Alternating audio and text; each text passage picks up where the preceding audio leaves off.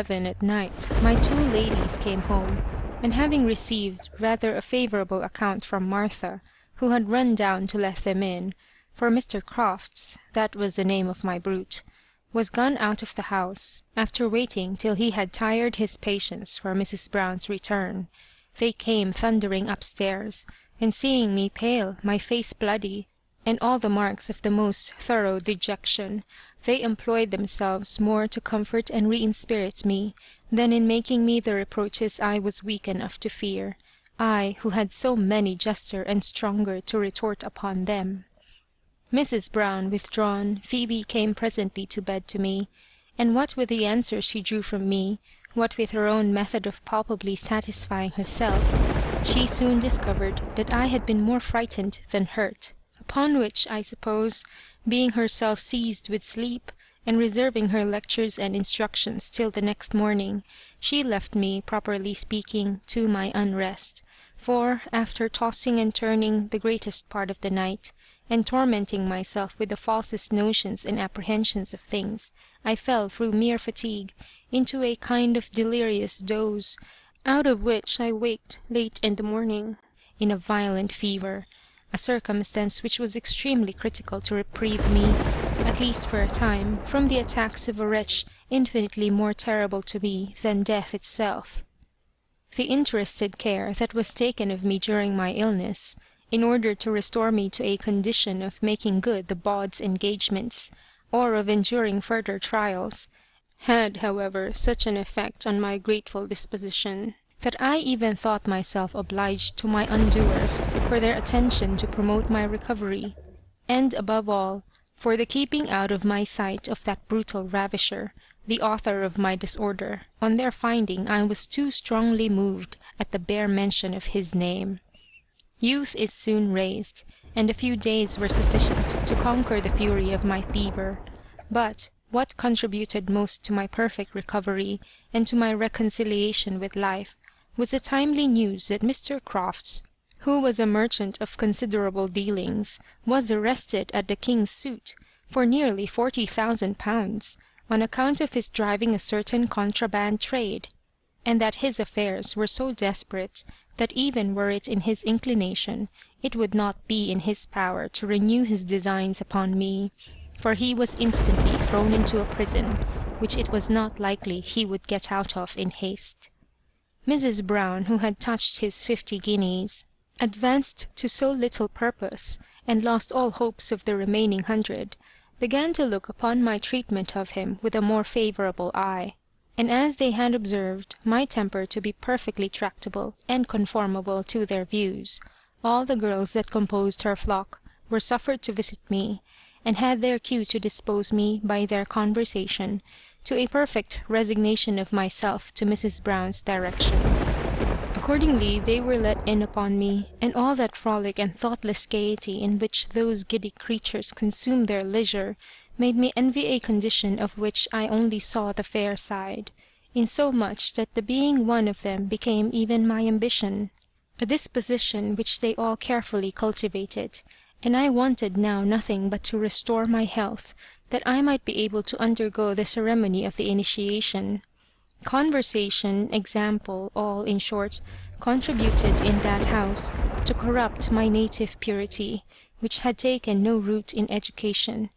whilst now the inflammable principle of pleasure, so easily fired at my age, made strange work within me, and all the modesty I was brought up in the habit, not the instruction of, began to melt away like dew before the sun's heat, not to mention that I made a vice of necessity, from the constant fears I had of being turned out to starve.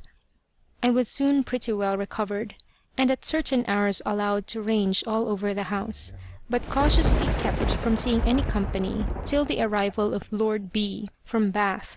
to whom Mrs. Brown, in respect to his experienced generosity on such occasions, proposed to offer the perusal of that trinket of mine, which bears so great an imaginary value, and his lordship being expected in town in less than a fortnight, Mrs. Brown judged I would be entirely renewed in beauty and freshness by that time, and afford her the chance of a better bargain than she had driven with Mr. Crofts. In the meantime, I was so thoroughly, as they call it, brought over, so tame to their whistle, that, had my cage door been set open, I had no idea that I ought to fly anywhere, sooner than stay where I was, nor had I the least sense of regretting my condition, but waited very quietly for whatever Mrs. Brown should order concerning me, who on her side, by herself and her agents, took more than the necessary precautions to lull and lay asleep all just reflections on my destination, preachments of morality over the left shoulder, a life of joy painted in the gayest colours, caresses, promises, indulgent treatment, nothing, in short, was wanting to domesticate me entirely, and to prevent my going out anywhere to get better advice. Alas, I dreamed of no such thing. Hitherto I had been indebted only to the girls of the house for the corruption of my innocence. Their luscious talk, in which modesty was far from respected, their description of their engagements with men, had given me a tolerable insight into the nature and mysteries of their profession, at the same time that they highly provoked an itch of florid, warm-spirited blood through every vein. But above all, my bedfellow Phoebe, whose pupil I more immediately was, exerted her talents in giving me the first tinctures of pleasure, whilst nature, now warmed and wantoned with discoveries so interesting, piqued a curiosity which Phoebe artfully whetted, and leading me from question to question of her own suggestion, explained to me all the mysteries of Venus. But I could not long remain in such a house as that, without being an eye-witness of more than I could conceive from her descriptions. One day, about 12 at noon, being thoroughly recovered from my fever, I happened to be in Mrs. Brown's dark closet, where I had not been half an hour, resting upon the maid's settle bed, before I heard a rustling in the bedchamber, separated from the closet only by 2 sash doors, before the glasses of which were drawn 2 yellow damask curtains, but not so close as to exclude the full view of the room from any person in the closet. I instantly crept softly, and posted myself so that, seeing everything minutely, I could not myself be seen, and who should come in but the venerable Mother Abbess herself, handed in by a tall, brawny, young horse grenadier, moulded in the Hercules style, in fine, the choice of the most experienced dame in those affairs in all London. Oh, how still and hushed did I keep at my stand, lest any noise should balk my curiosity of bringing madam into the closet. But I had not much reason to fear either, for she was so entirely taken up with her present great concern, that she had no sense of attention to spare to anything else.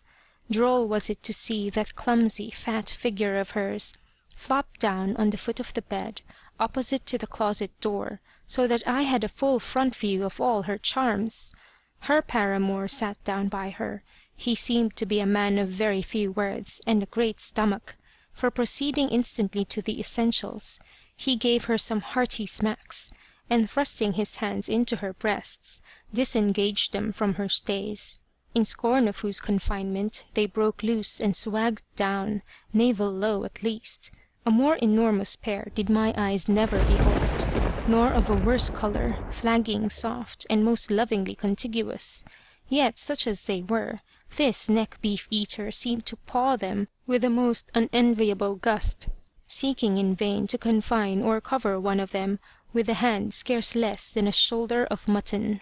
After toying with them thus some time, as if they had been worth it, he laid her down pretty briskly, and canting up her petticoats, made barely a mask of them to her broad red face, that blushed with nothing but brandy. As he stood on one side, unbuttoning his waistcoat and breeches, her fat, brawny thighs hung down, and the whole greasy landscape lay fairly open to my view. A wide open-mouthed gap, overshaded with a grizzly bush, seemed held out like a beggar's wallet for its provision. But I soon had my eyes called off by a more striking object, that entirely engrossed them. Her sturdy stallion had now unbuttoned, and produced naked, stiff, and erect, that wonderful machine, which I had never seen before, and which, for the interest my own seat of pleasure began to take furiously in it, I stared at with all the eyes I had. However, my senses were too much flurried, too much concentred in that now burning spot of mine, to observe anything more than in general the make and turn of that instrument, from which the instinct of nature, yet more than all I had heard of it, now strongly informed me I was to expect that supreme pleasure which she had placed in the meeting of those parts so admirably fitted for each other. Long, however, the young spark did not remain before giving it 2 or 3 shakes by way of brandishing it. He threw himself upon her, and his back being now towards me, I could only take his being engulfed for granted, by the directions he moved in, and the impossibility of missing so staring a mark. And now the bed shook, the curtains rattled so, that I could scarce hear the sighs and murmurs, the heaves and pantings that accompanied the action, from the beginning to the end, the sound and sight of which thrilled to the very soul of me, and made every vein of my body circulate liquid fires. The emotion grew so violent that it almost intercepted my respiration. Prepared then and disposed as I was by the discourse of my companions, and Phoebe's minute detail of everything, no wonder that such a sight gave the last dying blow to my native innocence. Whilst they were in the heat of the action, guided by nature only, I stole my hand up my petticoats, and with fingers all on fire, seized, and yet more inflamed, that centre of all my senses. My heart palpitated, as if it would force its way through my bosom. I breathed with pain. I twisted my thighs, squeezed and compressed the lips of that virgin slit, and following mechanically the example of Phoebe's manual operation on it, as far as I could find admission, brought on at last the critical ecstasy, the melting flow into which nature, spent with excess of pleasure, dissolves and dies away.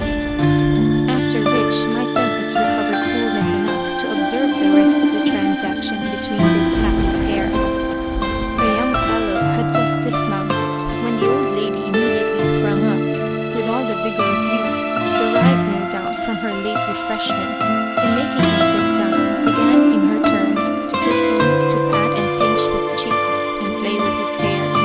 all which he received with an air of indifference and coolness that showed him to me much altered from what he was when he first went on to the breach. My pious governess, however, not being above calling in auxiliaries, unlocks a little case of cordials that stood near the bed, and made him pledge her in a very plentiful dram, after which, and a little amorous parley, Madam sat herself down upon the same place at the bed's foot, and the young fellow standing sideway by her. She, with the greatest effrontery imaginable, unbuttons his breeches, and removing his shirt, draws out his affair, so shrunk and diminished that I could not but remember the difference, now crestfallen, or just faintly lifting its head. But our experienced matron very soon, by chafing it with her hands, brought it to swell to that size and erection I had before seen it up to. I admired then, upon a fresh account, and with a nicer survey, the texture of that capital part of a man, the flaming red head as it stood uncapped, the whiteness of the shaft, and the shrub growth of curling hair that embrowned the roots of it, the roundish bag that dangled down from it, all exacted my eager attention, and renewed my flame. But as the main affair was now at the point the industrious dame had laboured to bring it to, she was not in the humour to put off the payment of her pains, but laying herself down, drew him gently upon her, and thus they finished in the same manner as before, the old last act.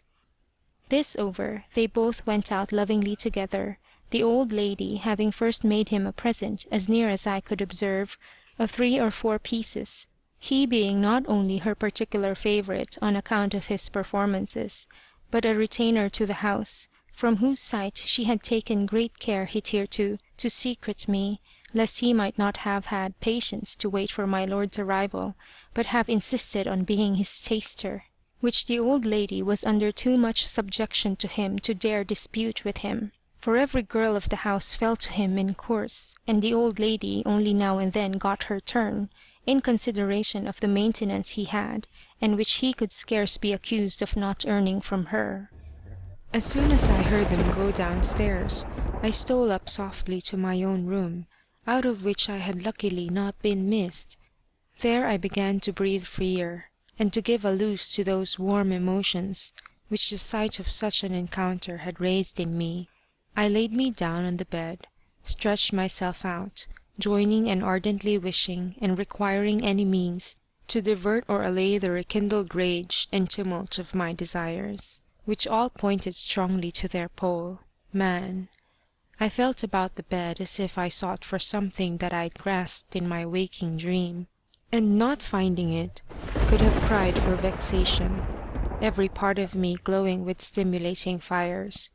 At length I resorted to the only present remedy, that of vain attempts at digitation. Where the smallness of the theatre did not yet afford room enough for action, and where the pain my fingers gave me in striving for admission,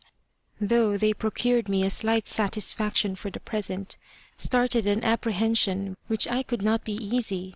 till I had communicated to Phoebe, and received her explanations upon it. The opportunity, however, did not offer till next morning, for Phoebe did not come to bed till long after I was gone to sleep.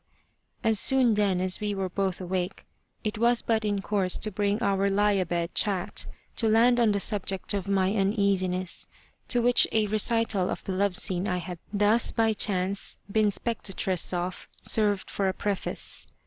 Phoebe could not bear it to the end without more than one interruption by peals of laughter, and my ingenious way of relating matters did not a little heighten the joke to her. But on her sounding me how the sight had affected me, without mincing or hiding the pleasurable emotions it had inspired me with, I told her at the same time that one remark had perplexed me, and that very considerably. "I?" says she. "What was that?" "Why," replied I, having very curiously and attentively compared the size of that enormous machine, which did not appear, at least to my fearful imagination, less than my wrist, and at least 3 of my handfuls long, to that of the tender small part of me which was framed to receive it, I cannot conceive its being possible to afford it entrance without dying, perhaps in the greatest pain, since you well know that even a finger thrust in there hurts me beyond bearing.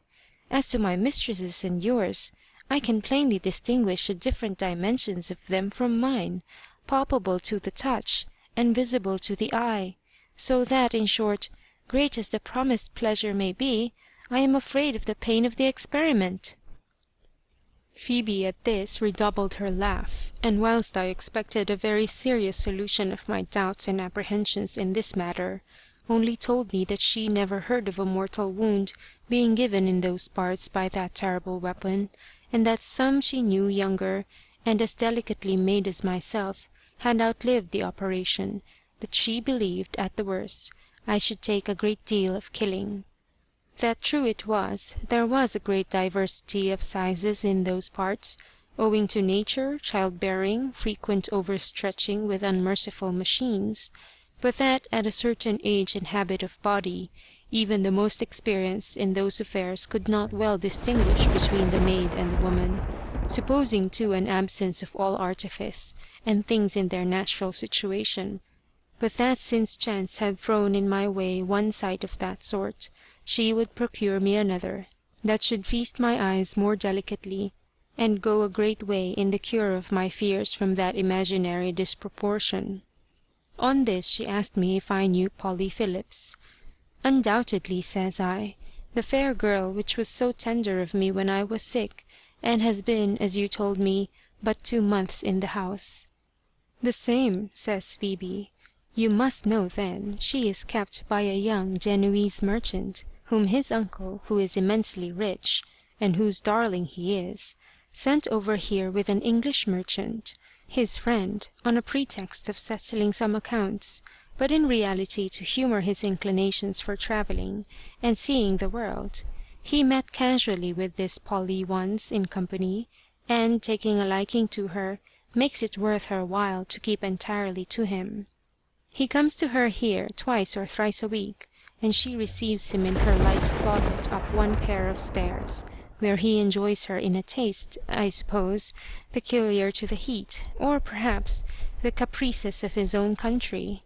I say no more, but tomorrow being his day, you shall see what passes between them, from a place only known to your mistress and myself."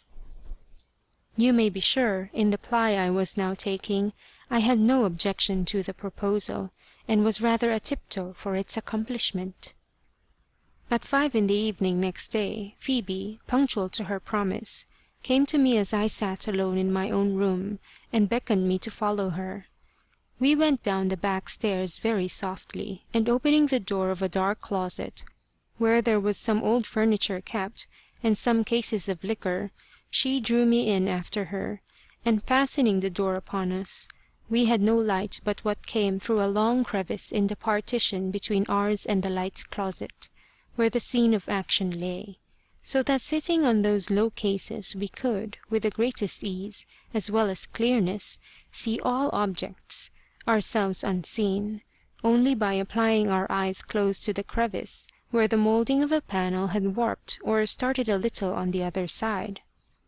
The young gentleman was the first person I saw, with his back directly towards me, looking at a print. Polly was not yet come. In less than a minute, though, the door opened and she came in, and at the noise the door made, he turned about and came to meet her with an air of the greatest tenderness and satisfaction. After saluting her, he led her to a couch that fronted us, where they both sat down, and the young Genoese helped her to a glass of wine, with some Naples biscuit on a salver. Presently, when they had exchanged a few kisses, and questions in broken English on one side, he began to unbutton, and, in fine, stripped to his shirt. As if this had been the signal agreed on for pulling off all their clothes, the scheme which the heat of the season perfectly favoured, Polly began to draw her pins, and as she had no stays to unlace, she was in a trice, with her gallant officious assistance, undressed to all but her shift. When he saw this, his breeches were immediately loosened, waist and knee bands, and slipped over his ankles clean off. His shirt collar was unbuttoned too. Then, first giving Polly an encouraging kiss, he stole, as it were, the shift off the girl, who being, I suppose, broke and familiarized to this humour, blushed indeed, but less than I did at the apparition of her, now standing stark naked, just as she came out of the hands of pure nature, with her black hair loose and afloat down her dazzling white neck and shoulders, whilst the deepened carnation of her cheeks went off gradually into the hue of glazed snow, for such were the blended tints and polish of her skin. The girl could not be above 18, her face regular and sweet-featured, her shape exquisite, nor could I help envying her two ripe enchanting breasts, finely plumped out in flesh, but withal so round, so firm, that they sustained themselves in scorn of any stay. Then their nipples, pointing different ways, marked their pleasing separation. Beneath them lay the delicious tract of the belly, which terminated in a parting or rift scarce discernible, that modesty seemed to retire downwards and seek shelter between two plump fleshy thighs. The curling hair that overspread its delightful front clothed it with the richest sable fur in the universe. In short, she was evidently a subject for the painters to quarter sitting to them for a pattern of female beauty in all the true price and pomp of nakedness. The young Italian, still in his shirt, stood gazing and transported at the sight of beauties that might have fired a dying hermit. His eager eyes devoured her, and she shifted attitudes at his discretion. Neither were his hands excluded their share of the high feast, but wandered on the hunt of pleasure over every part and inch of her body, so qualified to afford the most exquisite sense of it. In the meantime, one could not help observing the swell of his shirt before, that bolstered out, and showed the condition of things behind the curtain, but he soon removed it by slipping his shirt over his head, and now, as to nakedness, they had nothing to reproach one another. The young gentleman, by Phoebe's guess, was about 22, tall and well limbed. His body was finely formed, and of a most vigorous make, square-shouldered and broad-chested. His face was not remarkable in any way, but for a nose inclining to the Roman, eyes large, black, and sparkling, and a ruddiness in his cheeks that was the more a grace, for his complexion was of the brownest, not of that dusky dun colour which excludes the idea of freshness, but of that clear olive gloss which, glowing with life, dazzles perhaps less than fairness, and yet pleases more when it pleases at all. His hair being too short to tie, fell no lower than his neck, in short easy curls, and he had a few sprigs about his paps, that garnished his chest in a style of strength and manliness. Then his grand movement, which seemed to rise out of a thicket of curling hair that spread from the root all around thighs and belly up to the navel, stood stiff and upright, but of a size to frighten me by sympathy for the small tender part which was the object of its fury, and which now lay exposed to my fairest view, for he had, immediately on stripping off his shirt, gently pushed her down on the couch, which stood conveniently to break her willing fall. Her thighs were spread out to their utmost extension, and discovered between them the mark of the sex, the red-centred cleft of flesh whose lips, vermillioning inwards, expressed a small rugged line in sweet miniature, such as Guido's touch of colouring could never attain to the life or delicacy of. Phoebe at this gave me a gentle jerk, to prepare me for a whispered question, whether I thought my little mateyhead was much less,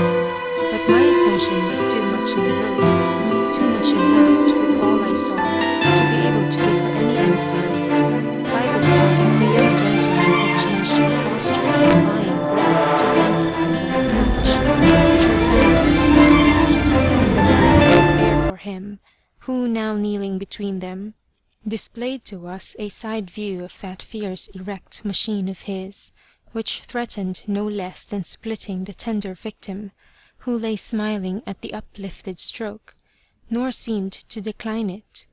He looked upon his weapon himself with some pleasure, and guiding it with his hand to the inviting slit, drew aside the lips, and lodged it, after some thrusts, which Polly seemed even to assist, about half-way. But there it stuck, I suppose from its growing thickness. He draws it again, and just wetting it with spittle, re-enters, and with ease sheathed it now up to the hilt, at which Polly gave a deep sigh, which was quite another tone than one of pain. He thrusts, she heaves, at first gently, and in regular cadence, but presently the transport began to be too violent to observe any order or measure. Their motions were too rapid, their kisses too fierce and fervent for nature to support such fury long. Both seemed to me out of themselves. Their eyes darted fires. Oh, oh, I can't bear it. It's too much. I die. I'm going, were Polly's expressions of ecstasy. His joys were more silent, but soon broken murmurs, sighs heart-fetched, and at length a dispatching thrust, as if he would have forced himself up her body, and then motionless languor of all his limbs, all showed that the die-away moment was come upon him, which she gave signs of joining with, by the wild throwing of her hands about, closing her eyes, and giving a deep sob in which she seemed to expire in an agony of bliss. When he had finished his stroke and got off from her, she lay still without the least motion, breathless as it should seem with pleasure. He replaced her again breathwise on the couch, unable to sit up, with her thighs open, between which I could observe a kind of white liquid, like froth, hanging about the outward lips of that recently opened wound, which now glowed with a deeper red. Presently she gets up, and, throwing her arms round him, seemed far from undelighted with the trial he had put her to judge at least by the fondness with which she eyed and hung upon him. For my part, I will not pretend to describe what I felt all over me during this scene, but from that instant Adieu all fears of what man could do unto me. They were now changed into such ardent desires, such ungovernable longings, that I could have pulled the first of that sex that should present himself, by the sleeve, and offered him the bauble, which I now imagined the loss of would be a gain I could not too soon procure myself. Phoebe, who had more experience, and to whom such sights were not so new, could not, however, be unmoved at so warm a scene, and drawing me softly from the peep-hole, for fear of being overheard, guided me as near the door as possible, all passive and obedient to her least signals. Here was no room to either sit or lie, but making me stand with my back towards the door, she lifted up my petticoats, and with her busy fingers fell to visit and explore that part of me where now the heat and irritations were so violent that I was perfectly sick and ready to die with desire, that the bare touch of her finger, in that critical place, had the effect of a fire to a train, and her hand instantly made her sensible to what a pitch I was wound up, and melted by the sight she had thus procured me. Satisfied then with her success in allaying a heat that would have made me impatient of seeing the continuation of the transactions between our amorous couple, she brought me again to the crevice so favourable to our curiosity. We had certainly been but a few instants away from it, and yet on our return we saw everything in good forwardness for recommencing the tender hostilities. The young foreigner was sitting down, fronting us, on the couch, with Polly upon one knee, who had her arms round his neck, whilst the extreme whiteness of her skin was not undelightfully contrasted by the smooth glossy brown of her lover's. But who could count the fierce unnumbered kisses given and taken, in which I could often discover their exchanging the velvet thrust, when both their mouths were double-tongued, and seemed to favour the mutual insertion with the greatest gust and delight. In the meantime, his red-headed champion, that has so lately fled the pit, quelled and abashed, was now recovered to the top of his condition, perked and crested up between Polly's thighs, who was not wanting on her part to coax and keep it in good humour, stroking it with her head down, and received even its velvet tip between the lips of not its proper mouth. Whether she did this out of any particular pleasure, or whether it was to render it more glib and easy of entrance, I could not tell, but it had such an effect that the young gentleman seemed, by his eyes, that sparkled with more excited lustre, and his inflamed countenance, to receive increase of pleasure. He got up, and taking Polly in his arms, embraced her, and said something too softly for me to hear, leading her withal to the foot of the couch, and taking delight to slap her thighs and posteriors with that stiff sinew of his, which hit them with a spring that he gave it with his hand, and made them resound again, but hurt her about as much as he meant to hurt her, for she seemed to have as frolic a taste as himself. But guess my surprise when I saw the lazy young rogue lie down on his back, and gently pull down Polly upon him, who, giving way to his humour, straddled, and with her hands conducted her blind favourite to the right place, and following her impulse, ran directly upon the flaming point of this weapon of pleasure, which she staked herself upon, up-pierced and infixed to the extremest hairbreadth of it. Thus she sat on him a few instants, enjoying and relishing her situation, whilst he toyed with her provoking breasts. Sometimes she would stoop to meet his kiss, but presently the sting of pleasure spurred them up to fiercer action. Then began the storm of heaves which, from the undermost combatant, were thrusts at the same time, he crossing his hands over her, and drawing her home to him with a sweet violence. The inverted strokes of anvil over hammer soon brought on the critical period, in which all the signs of a close conspiring ecstasy informed us of the point they were at.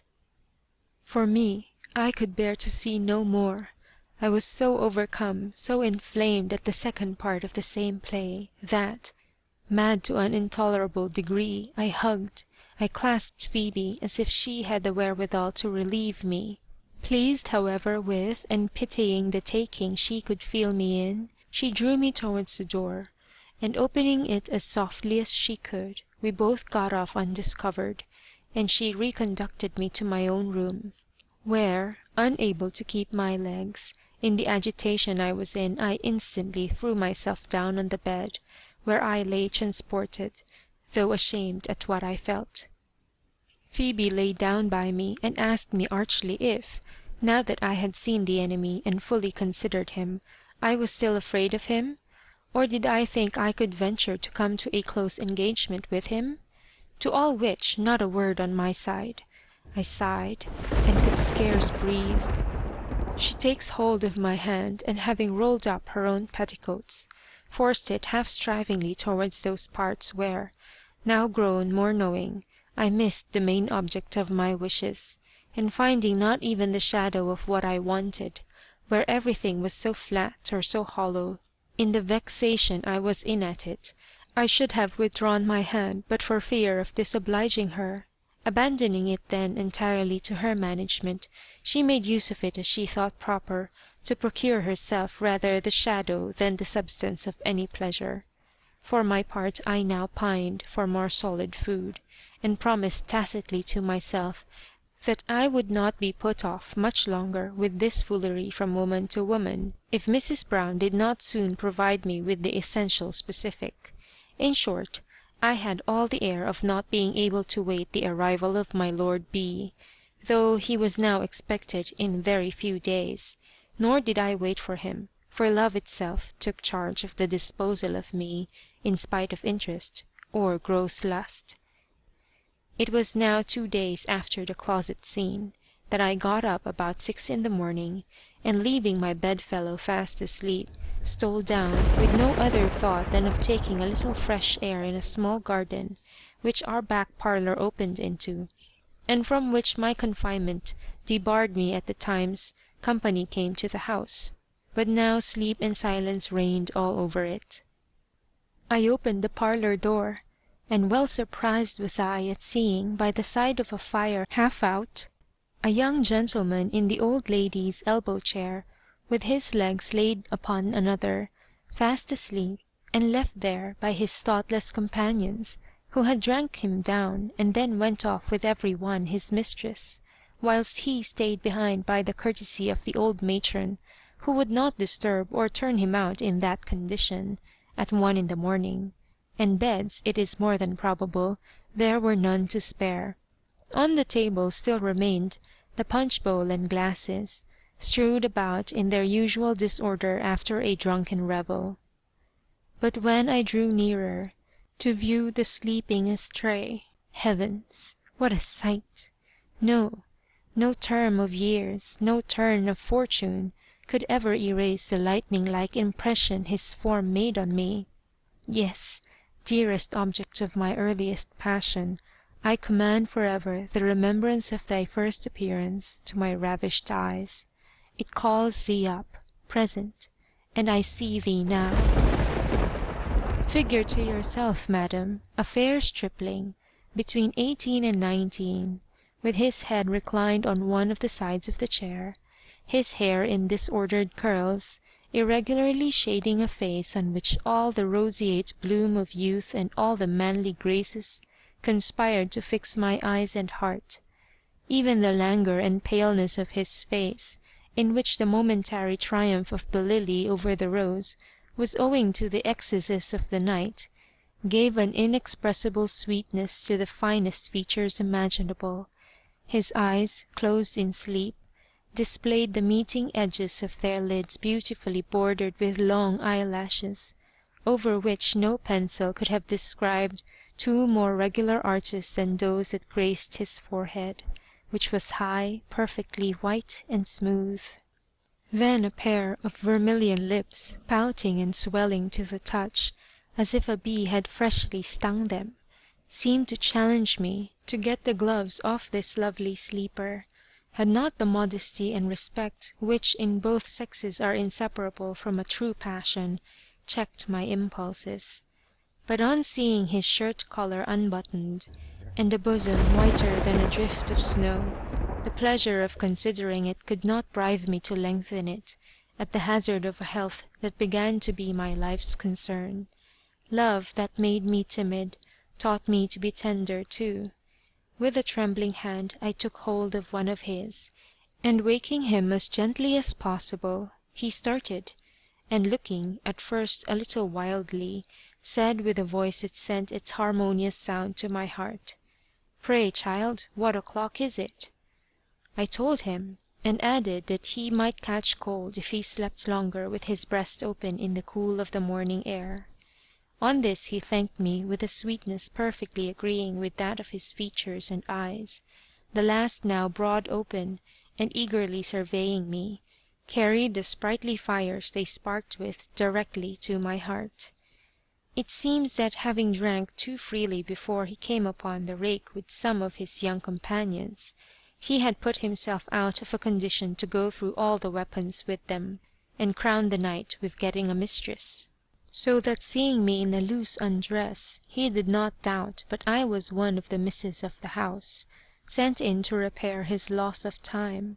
But though he seized that notion, and a very obvious one it was, without hesitation, yet, whether my figure made a more than ordinary impression on him, or whether it was natural politeness, he addressed me in a manner far from rude, though still on the foot of one of the house pliers, come to amuse him, and giving me the first kiss that I ever relished from man in my life, asked me if I could favour him with my company, assuring me that he would make it worth my while, but had not even new-born love, that true refiner of lust,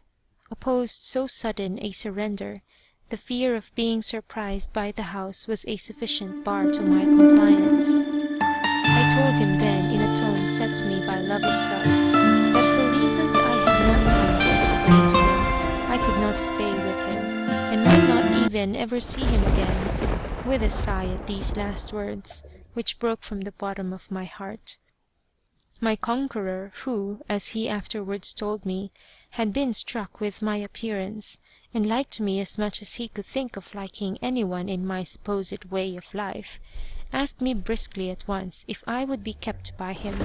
and that he would take a lodging for me directly, and relieve me from any engagements he presumed I might be under to the house.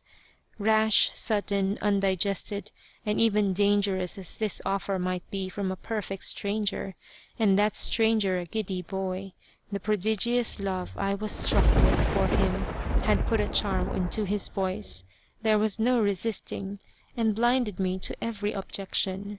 I could, at that instant, have died for him. Think if I could resist an invitation to live with him.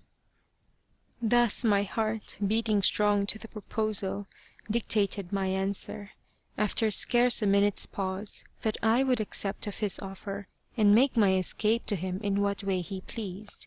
and that I would be entirely at his disposal, let it be good or bad.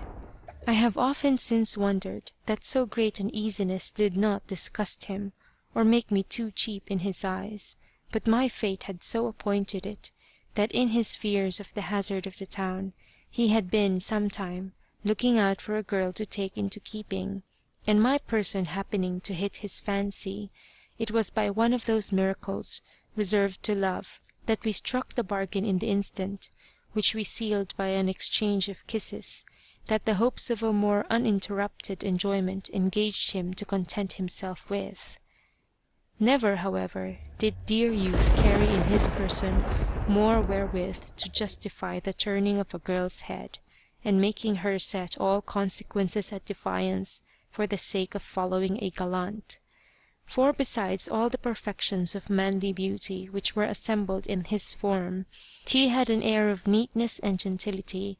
a certain smartness in the carriage and port of his head, that yet more distinguished him. His eyes were sprightly and full of meaning. His looks had in them something at once sweet and commanding. His complexion outbloomed the lovely coloured rose, while its inimitable tender vivid glow clearly saved from the reproach of wanting life, of raw and doe-like, which is commonly made to those so extremely fair as he was. Our little plan was that I should get out about 7 the next morning, which I could readily promise, as I knew where to get the key of the street door, and he would wait at the end of the street with a coach to convey me safe off.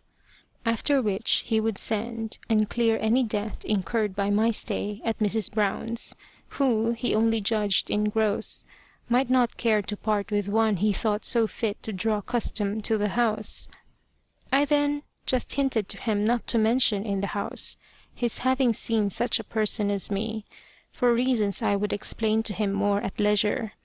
Then, for fear of miscarrying by being seen together, I tore myself from him with a bleeding heart, and stole up softly to my room, where I found Phoebe still fast asleep, and hurrying off my few clothes, lay down by her with a mixture of joy and anxiety that may be easier conceived than expressed. The risks of Mrs. Brown's discovering my purpose, of disappointments, misery, ruin, all vanished before this new kindled flame. The seeing, the touching, the being, if but for a night, with this idol of my fond virgin heart, appeared to me a happiness above the purchase of my liberty or life. He might use me ill, let him. He was the master, happy, too happy even to receive death at so dear a hand. To this purpose were the reflections of the whole day, of which every minute seemed to me a little eternity. How often did I visit the clock, nay, was tempted to advance the tedious hand, as if that would have advanced the time with it. Had those of the house made the least observations on me, they must have remarked something extraordinary from the discomposure I could not help betraying,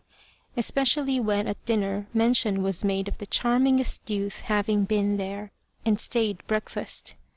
Oh, he was such a beauty! I should have died for him. They would pull caps for him. And the fooleries, which, however, was throwing oil on a fire I was sorely put to it to smother the blaze of. The fluctuations of my mind the whole day produced one good effect, which was that, through mere fatigue, I slept tolerably well till 5 in the morning, when I got up, and having dressed myself, waited, under the double tortures of fear and impatience, for the appointed hour. It came at last. The dear, critical, dangerous hour came,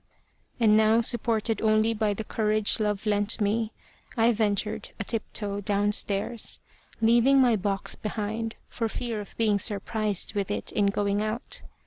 I got to the street door, the key whereof was always laid on the chair by our bedside in trust with Phoebe, who, having not the least suspicion of my entertaining any design to go from them, nor indeed had I, but the day before, made no reserve or concealment of it from me. I opened the door with great ease. Love that emboldened protected me too, and now got safe into the street, I saw my new guardian angel waiting at the coach door, ready open. How I got to him I know not. I suppose I flew, but I was in the coach in a trice, and he by the side of me, with his arms clasped round me, and giving me the kiss of welcome. The coachman had his orders, and drove to them. My eyes were instantly filled with tears, but tears of the most delicious delight. To find myself in the arms of that beauteous youth was a rapture that my little heart swam in. Past or future were equally out of the question with me. The present was as much as all my powers of life were sufficient to bear the transport of, without fainting. Nor were the most tender embraces, the most soothing expressions wanting on his side, to assure me of his love, and of never giving me cause to repent the bold step I had taken, in throwing myself thus entirely upon his honour and generosity. But, alas! this was no merit in me, for I was drove to it by a passion too impetuous for me to resist, and I did what I did because I could not help it. In that instant, for time was now annihilated with me, we landed at a public house in Chelsea, hospitably commodious for the reception of duet parties of pleasure, where a breakfast of chocolate was prepared for us. An old jolly stager who kept it, and understood life perfectly well, breakfasted with us, and leering archly at me, gave us both joy, and said we were well paired, in faith, that a great many gentlemen and ladies used his house, but he had never seen a handsomer couple. He was sure I was a fresh piece, I looked so country, so innocent. Well, my spouse was a lucky man. All which the common landlord's cant not only pleased and soothed me, but helped to divert my confusion at being with my new sovereign, whom, now the minute approached, I began to fear to be alone with, a timidity which true love had a greater share in than even maiden bashfulness. I wished, I doted, I could have died for him, and yet, I know not how or why, I dreaded the point which had been the object of my fiercest wishes. My pulses beat fierce, amidst the flush of the warmest desires. This struggle of the passions, however, this conflict betwixt modesty and lovesick longings, made me burst again into tears, which he took, as he had done before, only for the remains of concern and emotion at the suddenness of my change of condition, in committing myself to his care,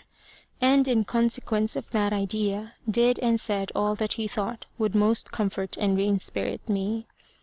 After breakfast, Charles, the dear familiar name I must take the liberty henceforward to distinguish my Adonis by,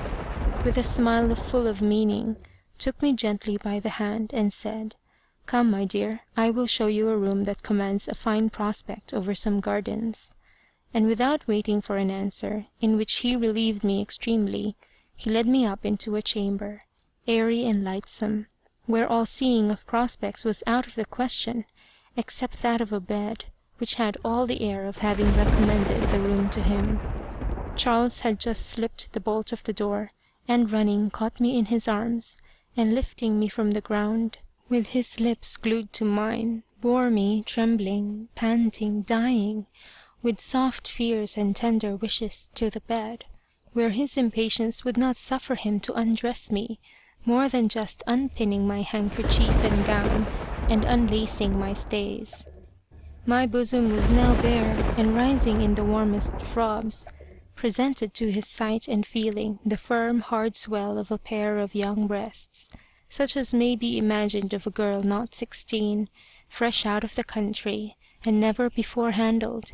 But even their pride, whiteness, fashion, pleasing resistance to the touch, could not bribe his restless hands from roving. But giving them the loose, my petticoats and shift were soon taken up, and their stronger centre of attraction laid open to their tender invasion. My fears, however, made me mechanically close my thighs, but the very touch of his hand insinuated between them,